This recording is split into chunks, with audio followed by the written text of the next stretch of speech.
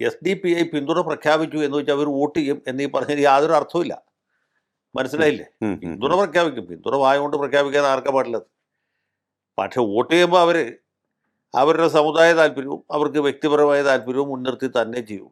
ആ കാര്യത്തിൽ യാതൊരു സംശയവും വേണ്ട.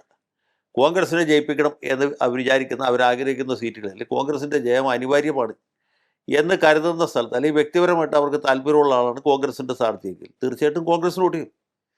അതുപോലൊരു സാഹചര്യത്തിൽ ലീഗിന് വോട്ട് ചെയ്യും. ഇനി UDF പിന്തുണ പ്രഖ്യാപിച്ചിരിക്കുന്ന സമയത്താണെങ്കിൽ പോലും അവർക്ക് താല്പര്യമുള്ള ഒരാൾ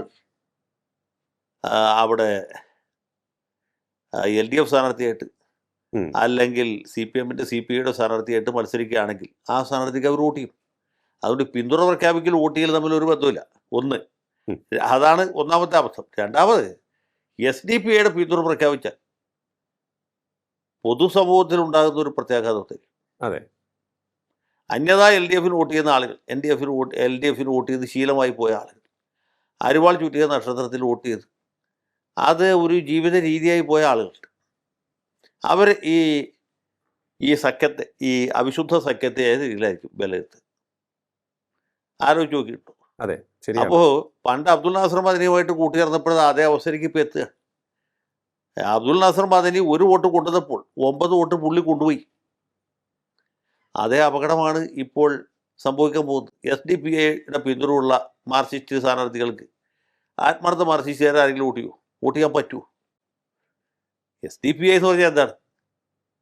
ആ സംഘടനയുടെ പിന്തുണ സ്വീകരിച്ച് മത്സരിക്കേണ്ട ഒരു ഗതികേടിലേക്ക് LDF എങ്ങനെ എത്തി? അതൊരു പ്രധാനപ്പെട്ട കാര്യമല്ലേ.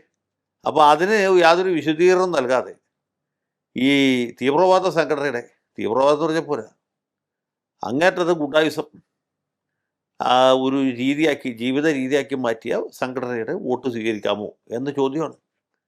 അതിന് തൃപ്തികരമായൊരു ഉത്തരം ഇതുവരെ CPMൻ്റെ ഒരു നേതാവും തന്നിട്ടില്ല. ഇനി തരികയുമില്ല, അവർക്ക് തരാൻ പറ്റുകയുമില്ല. അപ്പോൾ ഇങ്ങനെ ഒരു അസംബന്ധ നാടകമാണ് ഇവിടെ നടന്നുകൊണ്ടിരിക്കുന്നത്.